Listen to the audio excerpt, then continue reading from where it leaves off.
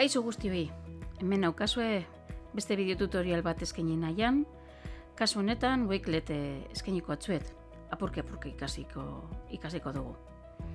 Wakelet sintaxe digitalerako plataforma bada, eta aukera ematen digu bai irakasleoi, baita ikaslei ere, interneten dagoen edukien nahasketa horretan, apurtzu bet antolatzeko eta sarbideak errazteko. Hori guztia egiten da, gune konkretu batean, eta gunetxo bakoitzak deitu egiten dira Wake, bai? Eta horietan sartuko gara. Gu kontutan hartu egin behar dugu, sartzeko wakelet.com sartu egin behar dugula, eta bertan, saioa asterakoan aukera desberdinak emango dizkigu, hemen ikusi aldo zuen moduan. Appleko kontu batekin, Google Officeko kontu batekin, Facebookekin, Clever, edo zure emailarekin alten baten bazara, bai? Eta hemen daukazu, erregistrase. Bai?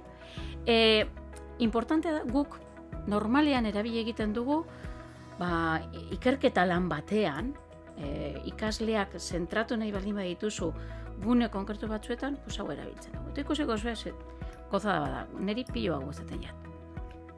Bertan, saioa hasteko hartuko dugu Office 365 gure kontua.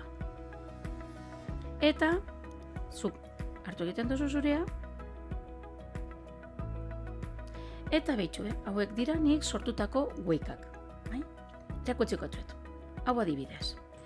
Nik hau sortu gineban pandemia garaian eta gero ja mantendu egin dut, nire lehenengo eta bigarren debiatzeko tutoria naiz, eta nire tutoreko ikaslei matematiketan, nik ez dut matematika ematen, baina tutore moduan, matematiketan lagungarri gizak horrelako bideotxoak eskaintzen.